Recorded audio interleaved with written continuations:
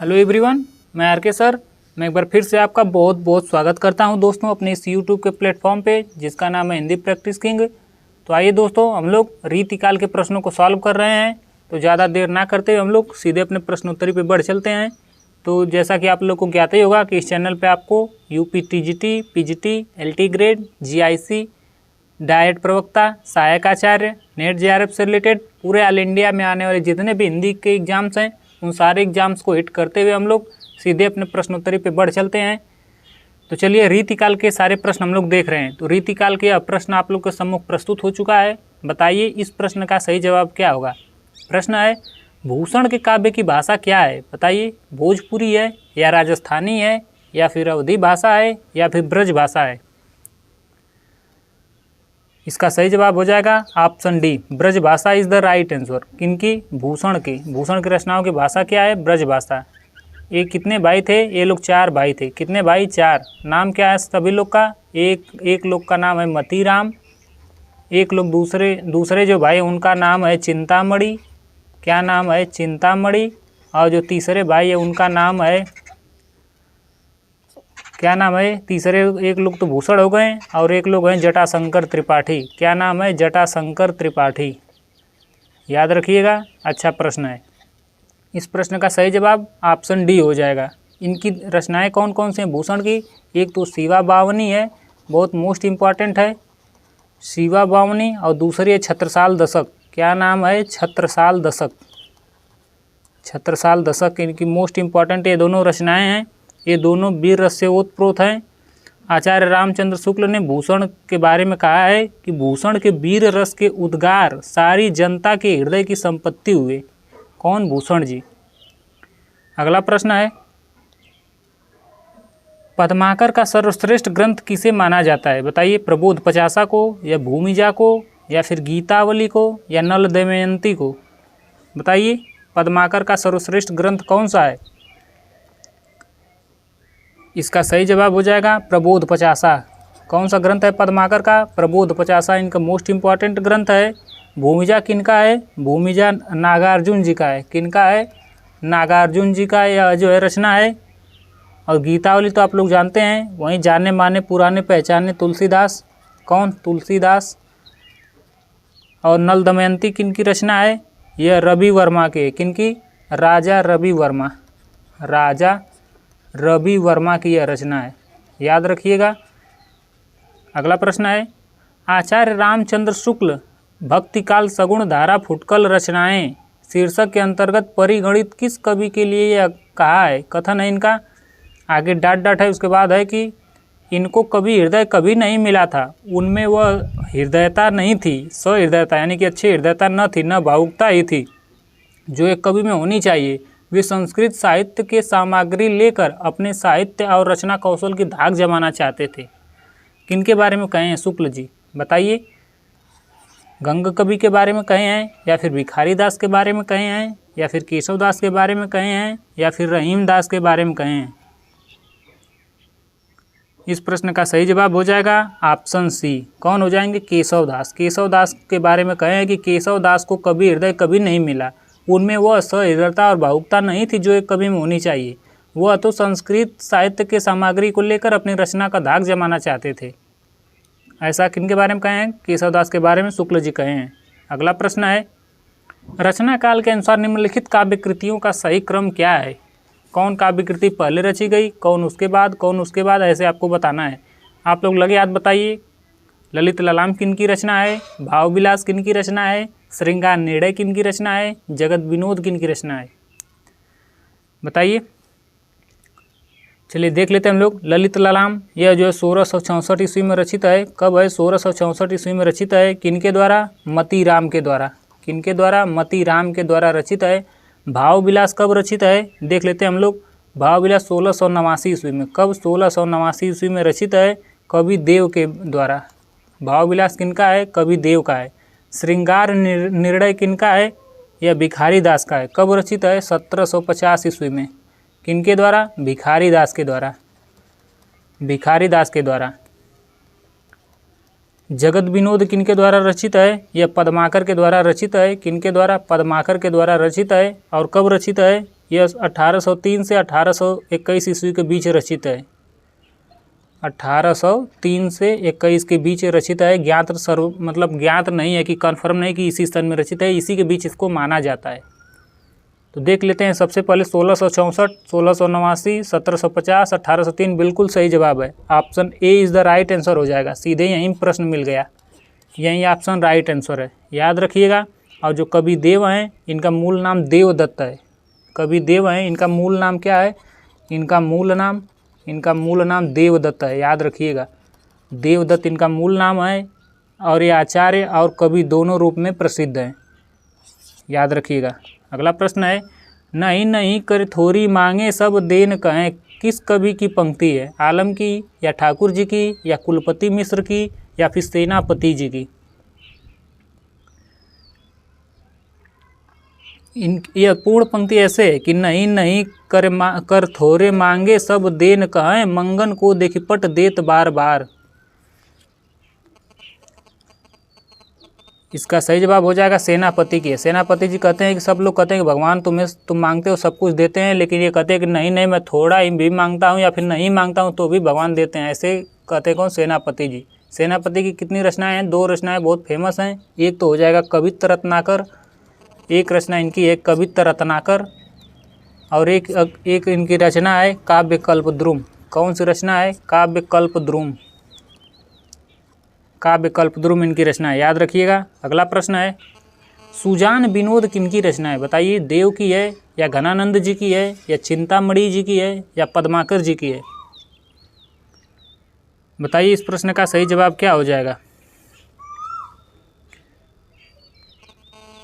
इसका सही जवाब हो जाएगा ऑप्शन ए, कवि देव इज़ द राइट आंसर। आप लोग कब बताइए कवि देव का मूल नाम क्या है?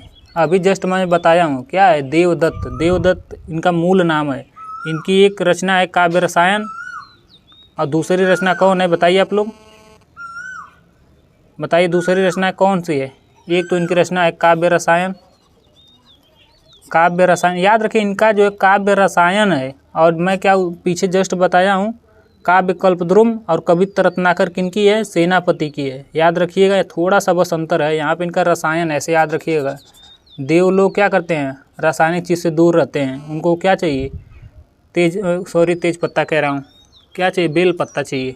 ऐसे आप लोग याद रखिएगा कि वो रासायनिक सामग्री से दूर रहते हैं कवि देव। ऐसे ट्रिक से आप लोग याद रखिएगा। कवि देव वही कहते हैं कि अभिधा उत्तम काव्य है, मध्य लक्षणा लीन, अधम व्यंजना रस बिरस, उल्टी कत नवीन। कवि देव वही कहते हैं। अगला प्रश्न है, काव्य निर्णय के रचयिता कौन है? बताइए। यहाँ पे निर्णय लेने वाली बात आ गई। घनानंद जी हैं, या बिहारी जी हैं, या मती राम जी हैं, या फिर भिखारी दास हैं? इसका सही जवाब हो जाएगा ऑप्शन डी, भिखारी दास। रीतिबद्ध काव्य धारा से रिलेटेड है। किनसे रिलेटेड है? रीतिबद्ध। रीतिबद्ध का मतलब लक्षण ग्रंथ और उदाहरणों से युक्त इनके क्या है?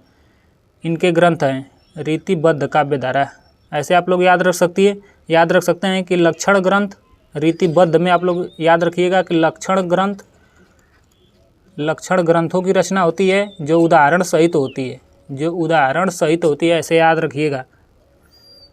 इनकी कौन कौन रचनाएं? भिखारी दास की हम लोग थोड़ा रचनाएं देख लेते हैं। एक तो रस सारांश है, और एक रचना इनकी है काव्य निर्णय। इनका रचना काल भी बता दे रहा हूँ क्योंकि अभी जस्ट पीछे आया था, 1742 ईस्वी में रचित है।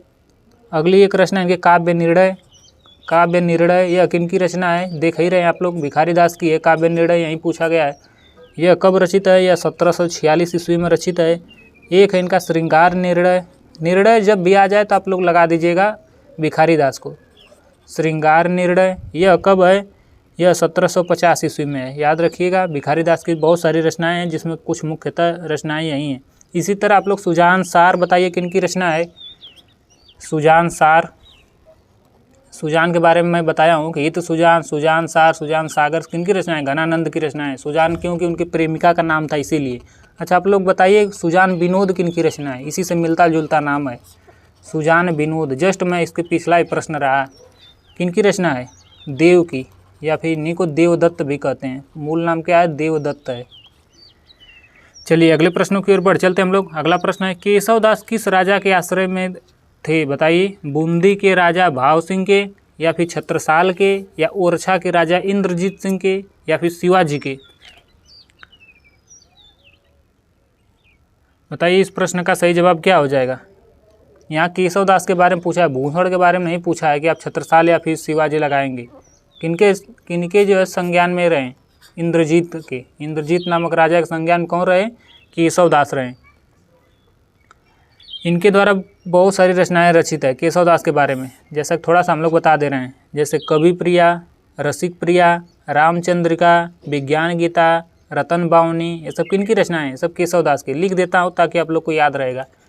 रसिक प्रिया हो गया, कवि प्रिया,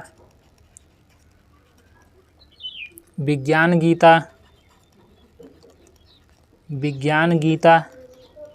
रामचंद्रिका, रतन बावनी।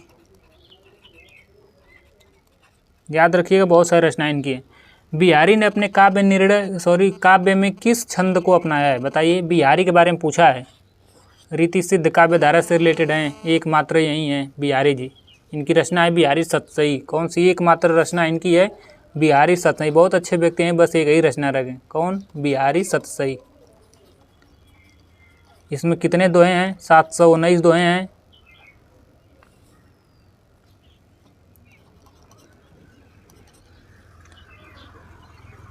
इसका सही जवाब हो जाएगा ऑप्शन बी। क्या है? दोहे हैं। जस्ट मैं अभी बताया हूँ कि इनमें क्या है? दोहे हैं। 719 दोहे हैं, याद रखिएगा। अगला प्रश्न है, इश्कनामा के रचयिता कौन है? कवि देव हैं, या बोधा जी हैं, या आलम जी हैं, या मतीराम जी हैं? बताइए, इश्क में कौन बोधा हो गए? बोधा जी। इश्क में क्या हो गए हैं? बोधा हो गए हैं। विरह में क्या हो गए हैं? बोधा हो गए हैं। ऐसे आप लोग याद रख सकते हैं इनकी रचनाओं को भी। विरह वारिस इनकी मुख्य रचना है। विरह वारिस। यह रीतिमुक्त काव्य धारा के कवि हैं। कौन? बोधा जी, आलम जी, ठाकुर जी, द्विजदेव जी, घनानंद जी। ये लोग रीतिमुक्त काव्य धारा से हैं, अर्थात लक्षण ग्रंथ और उदाहरणों से लक्षण ग्रंथ और उदाहरण इनकी जो काव्य कृतियों में नहीं पाया जाता है। जो भी बातें हैं वह स्वच्छंद किसी भी काव्य धारा से नहीं जुड़े हैं। अपने मन भाव में जो आता है अंतर्ज्ञान में, उसी को ये लोग लिखते हैं। अगला प्रश्न है, रसलीन का मूल नाम क्या है? सैयद मुस्तफ़ा है, या मोहम्मद सईद है, या फिर सईद अहमद है, या सैयद गुलाम नबी है? रस कैसा चाहिए भाई? नया नया। और ज्ञान भी कैसा चाहिए? नया नया। कुछ याद आया ज्ञान से? इसीलिए नया नया क्या चाहिए? रस चाहिए। नए नए रस लेने वाले रसलीन जी, यानी सैयद गुलाम नबी। गुलाम भले हैं, लेकिन क्या चाहिए? नवी नवी रस, अच्छा रस।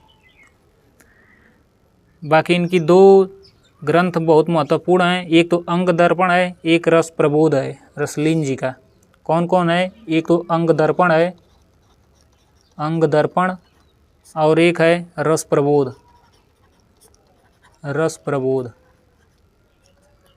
अगला प्रश्न है, निम्नलिखित में से रीतिकालीन काव्य की प्रवृत्ति नहीं है। यहाँ पे ध्यान दीजिए, नहीं लास्ट में दिया है। कौन सी रीतिकालीन प्रवृत्ति नहीं है? पहला है आचार्यत्व प्रदर्शन, बिल्कुल है, इसमें आचार्य के बारे में प्रदर्शन किया गया है। अलंकारिता के प्रति विशेष आग्रह, बिल्कुल अलंकारिता मिलती है रीतिकाल में। नारी के आदर्श रूप का चित्रण बिल्कुल किया गया है। नहीं किया गया आदर्श का नारी का चित्रण कहाँ इसमें कहीं किया गया है? ये तो कृष्ण काव्य धारा में होता है ना, विरह वर्णन और फिर नारी के चित्रण किसमें? कृष्ण काव्य धारा में नायिकाओं को दिखाया जाता है, ये गलत बात है। नक्सिक वर्णन, बिल्कुल ऊपर से लेकर नीचे तक राजाओं का वर्णन होता है, इसमें ज़्यादा से ज़्यादा वीर रस ज़्यादा पाया जाता है, नक्सिक वर्णन भी है। Option C is the right answer इसका हो जाएगा। क्यों? क्योंकि आदर्श नारी के आदर्श रूप का इसमें चित्रण नहीं किया गया है। रीतिकाली में नारी में क्या है? नारी का बाह्य रूप का चित्रण किया गया है, स्थूल और मांसल चित्रण किया गया है, क्योंकि इस काल में स्त्री का भोग विलास की वस्तु मात्र समझा जाता था, इसीलिए। अगला प्रश्न है, इस प्रश्न का सही जवाब ऑप्शन सी हो जाएगा।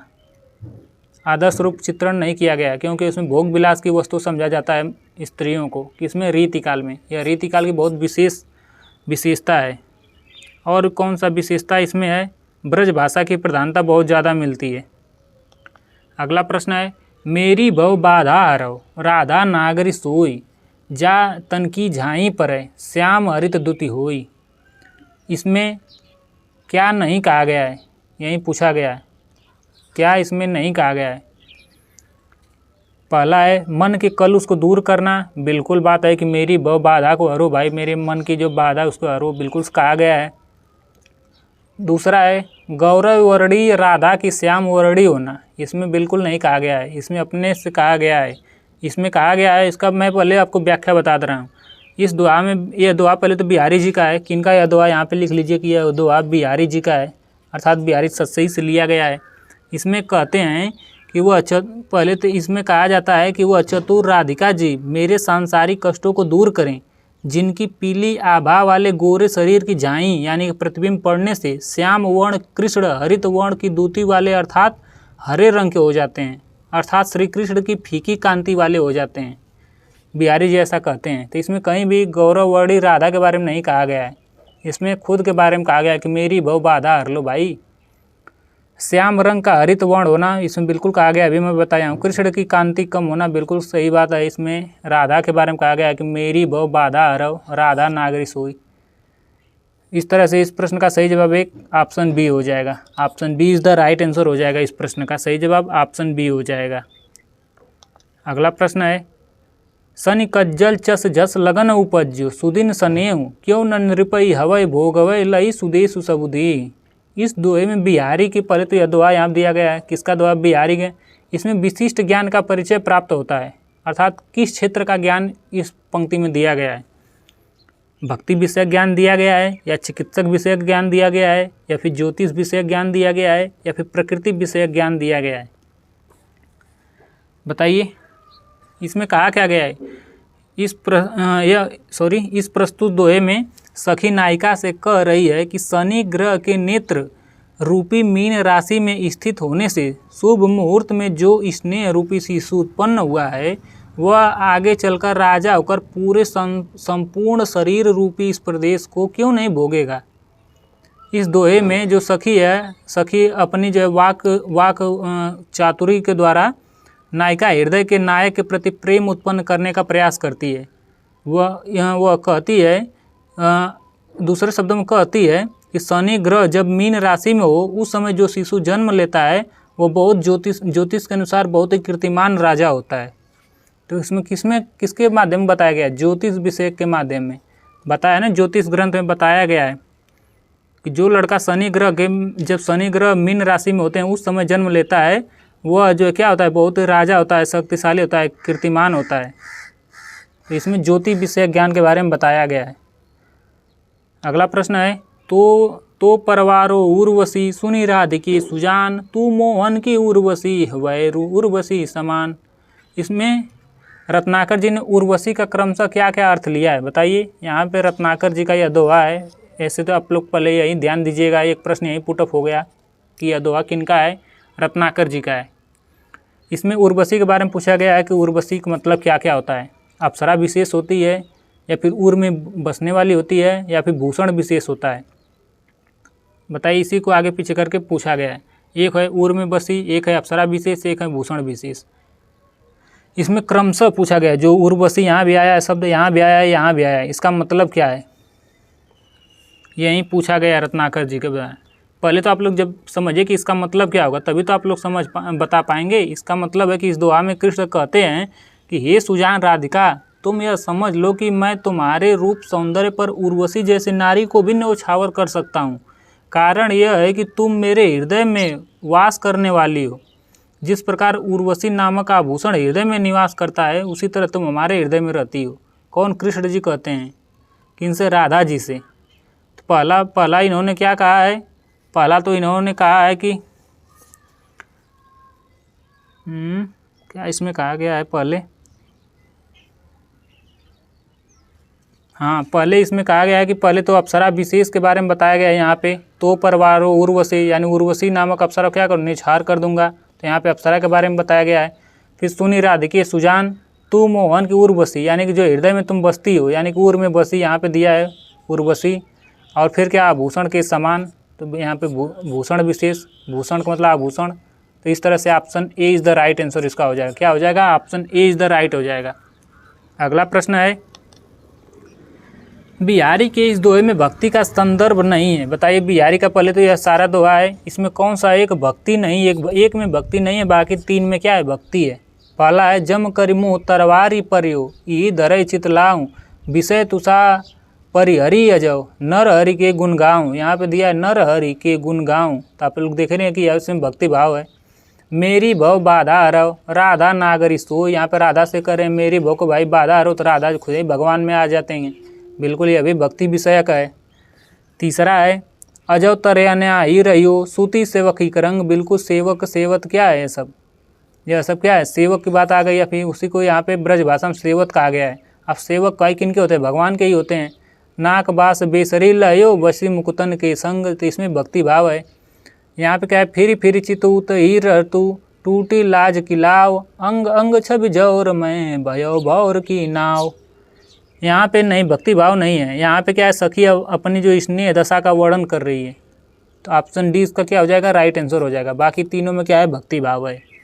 अगला प्रश्न है, स्वच्छंद प्रवाह के प्रमुख कर्ताओं में रसखान, आलम, ठाकुर, घनानंद, बोधा, द्विजदेव का नाम लिखा जा सकता है। यह कथन है, बताइए किनका है? इनमें सबसे सर्वश्रेष्ठ घनानंद जी हैं। क्यों? क्योंकि सुजान से क्या है? सुजान के प्रेमी हैं, यानी घनानंद ही प्रतीत होते हैं। यह कथन किनका है? बताइए। इस कथन में सीधे सीधे कहा गया है कि जो रीतिमुक्त काव्य धारा के लोग कवि हैं, उनमें सबसे सर्वश्रेष्ठ घनानंद जी हैं। यह कौन लेखक कहे हैं? विश्वनाथ प्रसाद मिश्र कहे हैं, या फिर शुक्ल जी कहे हैं, या फिर मनोहर लाल गौड़ कहे हैं, या फिर डॉक्टर नगेंद्र जी कहे हैं? इसका सही जवाब हो जाएगा विश्वनाथ प्रसाद मिश्र। बहुत सारे लोग देख रहे हो कमेंट बॉक्स में शुक्ल जी को लगा रहे हैं, लेकिन इस प्रश्न का सही जवाब विश्वनाथ प्रसाद मिश्र होगा। याद रखिएगा, इम्पॉर्टेंट प्रश्न है।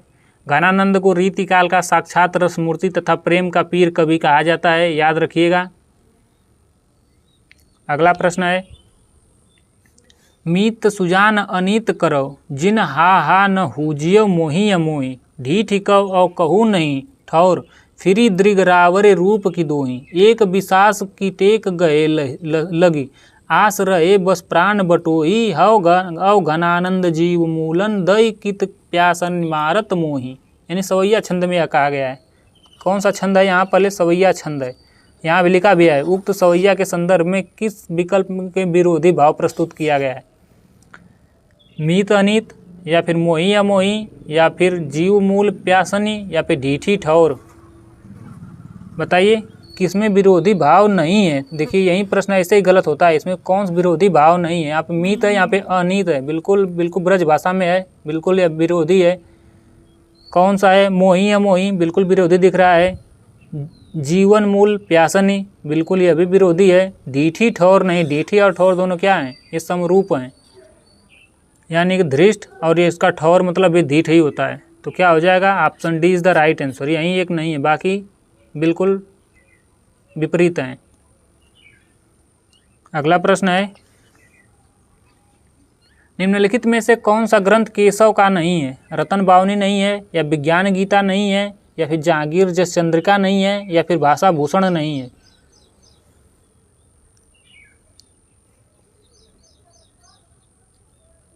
इसका सही जवाब हो जाएगा ऑप्शन डी, भाषा भूषण नहीं है। कौन एक नहीं है? यहाँ पे नहीं दिया है, कौन नहीं है? भाषा भूषण नहीं है।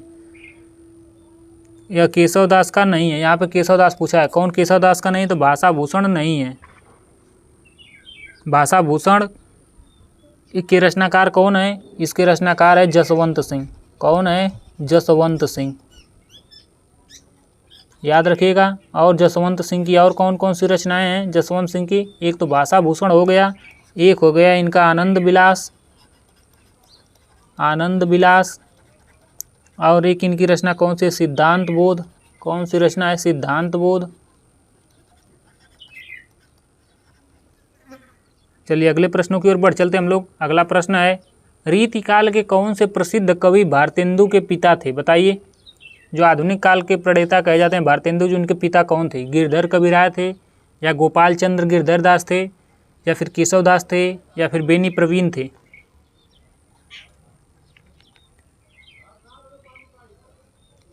बताइए। इसका सही जवाब हो जाएगा गोपाल चंद्र गिरधर थे। कौन थे? गोपाल चंद्र गिरधर, जिन्होंने सर्वप्रथम कौन सा उपन्यास रचे थे, नाटक रचे थे? नहुस नामक नाटक। कौन? नहुस नाटक, जो नाटक प्रथम नाटक माना जाता है, नहुस। इनकी 2 काव्य कृतियाँ भी हैं, एक तो भारती भूषण है और एक छंदोड़ की रचना किए थे।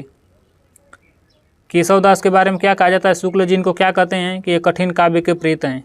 क्या कहते हैं इनको, केशवदास को? शुक्ल जी इनको कहते हैं कि एक कठिन काव्य के प्रेत हैं। कठिन काव्य के प्रेत हैं। और इनकी जो रचना है रामचंद्र का, उनके बारे में रामस्वरूप चतुर्वेदी क्या कहते हैं? रामस्वरूप चतुर्वेदी कहते हैं कि रामचंद्रिका को कहते हैं, रामचंद्रिका रचना को कहते हैं कि छंदों का अजायब घर है। यह क्या है? छंदों का अजायब घर है। अजायब घर है, याद रखिएगा। यह कहते हैं रामस्वरूप चतुर्वेदी। अगला प्रश्न है, कवित्त रत्नाकर में कितने अध्याय हैं? 9 अध्याय हैं, या फिर 5 अध्याय हैं, या फिर 7 अध्याय हैं, या फिर 6 अध्याय हैं? इसका सही जवाब हो जाएगा ऑप्शन बी। कितने अध्याय हैं कवित्त रत्नाकर में? 5 अध्याय हैं। यह कवित्त रत्नाकर रचना किनकी है? यह सेनापति जी की रचना है। किनकी? सेनापति जी की रचना है, याद रखिएगा। मोस्ट इम्पॉर्टेंट प्रश्न है। इसमें कितने छंद मिलते हैं? 394 छंद मिलते हैं। रामकथा का वर्णन है। इनकी एक रचना एक और रचना है काव्य कल्पद्रुम। अगला प्रश्न है, बिहारी सतसई में कितने दोहे हैं? बताइए। 700 दोहे, 713 दोहे, या 719 दोहे, या फिर 750 दोहे? बताइए। इसका सही जवाब हो जाएगा 713 दोहे। कितने? 713 दोहे। 713 दोहे कौन माने? जगन्नाथ दास रत्नाकर। कौन माने हैं? जगन्नाथ दास रत्नाकर। और सब लोग कितने माने हैं? 719 माने हैं। कितने माने हैं? 719 माने हैं। इसलिए आप लोग एग्जाम हॉल में पहले देखिएगा दोनों ऑप्शन में कौन दिया है। अगर आप लोग को 719 दिया हो, अगर दोनों दिया हो, तो आप लोग सर्वप्रथम प्रायिकता 719 को दीजिएगा। सेकंड प्रायिकता 713 जगन्नाथ दास रत्नाकर को दीजिएगा। क्यों? क्योंकि यह ज़्यादा सर्व प्रमुख मत है। बिहारी की एकमात्र रचना कौन सी है? बिहारी सतसई है, याद रखिएगा। यह किनकी रचना है? बिहारी जी की रचना है। किनकी? बिहारी जी की रचना है। 719 इसमें दोहे हैं। इसी में बिहारी जी को कहा गया है कि सतसैया को दो अरे, जो नावक के तीर, देखन में छोटन लगे, घाव करे गंभीर, या वेद सकल शरीर। बिहारी सतसई के संदर्भ में यह बातें हैं। अगला प्रश्न है, रीतिकाल को अलंकृत काल की संज्ञा किसने दिया था? बताइए। मिश्र बंधुओं ने, या फिर डॉक्टर रामकुमार वर्मा ने, या फिर रामचंद्र शुक्ल ने, या फिर हजारी प्रसाद द्विवेदी ने? इस प्रश्न का सही जवाब हो जाएगा अलंकृत काल किसने कहा था? मिश्र बंधुओं ने कहा था। किसने कहा था? मिश्र बंधुओं ने। Option A is the right answer. Mishra बंधुओं ने रीतिकाल को नाम क्या दिया था? अलंकृत काल नाम दिया था। याद रखिएगा। श्रृंगार काल किसने दिया था? विश्वनाथ प्रसाद मिश्र ने दिया था। कला काल किसने दिया था? रमाशंकर शुक्ल रसाल ने दिया था। रीतिकाल नाम किसने दिया था? आचार्य रामचंद्र शुक्ल ने दिया था। अगला प्रश्न है, निम्नलिखित में से फूल मंजरी कृति की रचना कौन किए हैं? बताइए। गजानंद जी किए हैं, या फिर शिवानंद जी किए हैं, या फिर हरिहर स्वामी किए हैं, या फिर मतीराम जी किए हैं? बताइए। यह किन की रचना है? फूल मंजरी, रस मंजरी, यह सब किन की रचना है?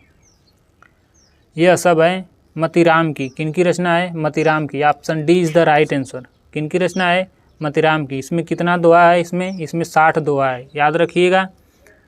इनके कितने भाई थे? 4 भाई थे। चिंतामणि, मतीराम जी, जटाशंकर त्रिपाठी और चिंतामणि जी, भूषण जी। 4 लोग क्या हैं? भाई हैं। शुक्ल जी कहते हैं, रीतिकाल के प्रतिनिधि कवियों में पद्माकर को छोड़कर और किसी कवि में मतीराम की सी चलती भाषा और सरल व्यंजना नहीं मिलती है। किनके बारे में कहते हैं? मतीराम जी के बारे में। हजारी प्रसाद द्विवेदी क्या कहते हैं इनको, मतीराम जी को, कि ये गृहस्थी के कवि हैं। किसके कवि हैं? गृहस्थी के कवि हैं। अगला प्रश्न है, केशवदास का अलंकार पर आधारित कौन सा ग्रंथ है? विज्ञान गीता है, या फिर रतन बावनी है, या फिर रसिक प्रिया है, या फिर कवि प्रिया है? कौन अलंकार पर आधारित है और कौन नायिका भेद है?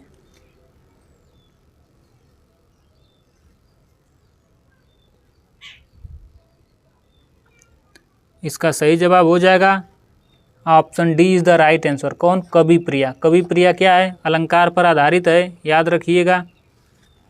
अगला प्रश्न है। तो साथियों आज के लिए बस इतना ही। कैसा लगा सेशन आप लोग कमेंट बॉक्स में बताइएगा। अगर सेशन अच्छा लग रहा हो तो लाइक शेयर एंड सब्सक्राइब करना ना भूलिएगा साथियों। तो आज के लिए बस इतना ही। अपने आर्के सर को इजाज़त दीजिए दोस्तों। धन्यवाद।